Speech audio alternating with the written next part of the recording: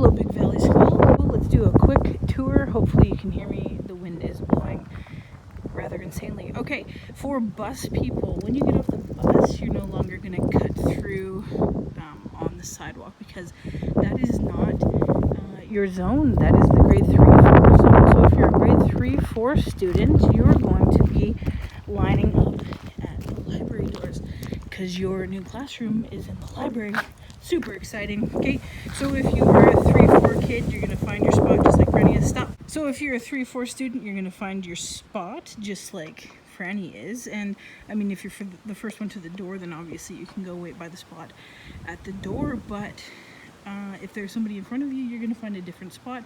And as they move into the school, you can move and follow the directional arrows, which are kind of fun actually, to the next spot. So if you're not a grade 3-4 student, you're going to head over here through the gate. This is the area for kindergartners. This area here is for grade 1s and 2s. In grade 1s and 2s, you also have been given that green line where Franny is standing. Okay? These lines here I will explain in a minute, but for the morning, we have kindergartens on the blue, 1-2 students on the green, and then they can also make use of that green line right there. As we carry on, ignore the boards, don't look at those. Terrible, I should have put those away. As we come over here, we have the 7, 8, 9 entrance here, and the grade 5, 6 entrance there. So 5, 6 years is probably the easiest one. You're just gonna follow the dots right there, just like Franny is.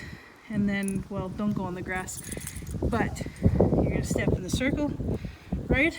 Wait for your friend to go inside, and then you're gonna patiently move up to the next one, and then so on and so forth. This is gonna take a lot of patience, so you're just gonna have to wait. That's how it should be. Okay, if you're grade 7, 8, 9, yours is a little more complex, just for fun. So you're gonna start in this area here, right? Same thing. Obviously, if you get here early, you don't have to start here, but you can if you want to. And you're just going to follow as your friends move, so do you, right?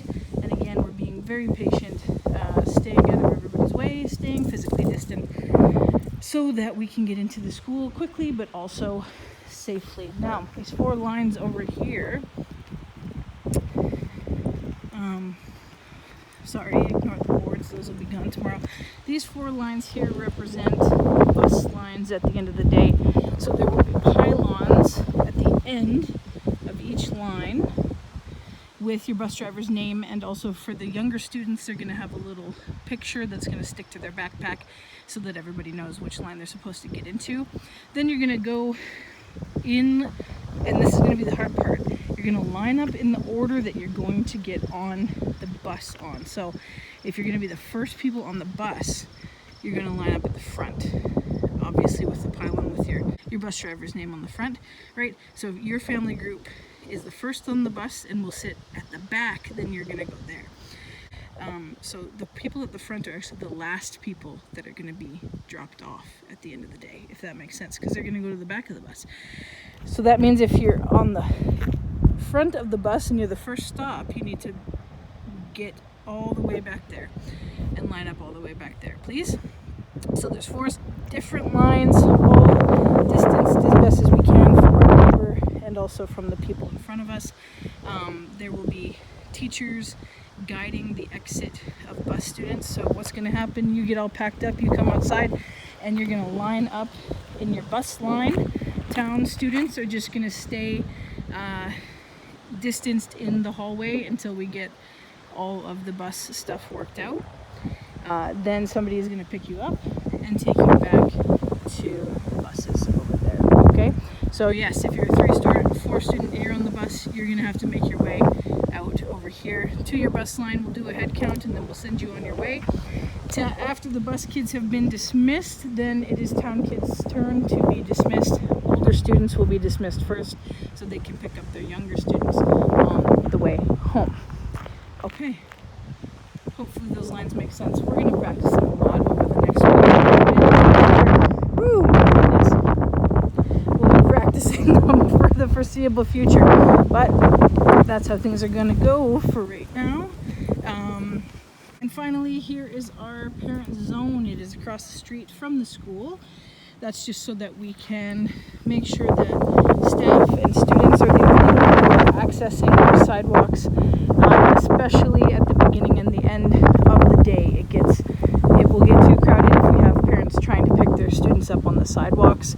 So we need to keep that fence line over there clear, or if you could wait, if you need to park down that way, just wait across the street until we have everything figured out.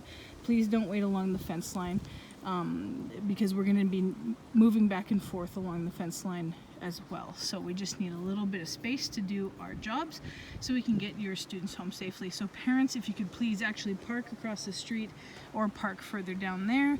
Walk to the parent zone, and if you're picking your children up, you can wait along here, obviously keeping your physical distance from others. Then we will, once the buses are gone, all that good stuff, it's safe to do so, then your children can cross the street, come to you here, and get safely into your vehicles. So that's what we're going to do for now. Obviously things may change as we go along, but this will help keep crowding down in front of the schools so we can move our students safely through the things that we need to do to get into the building and out of the building.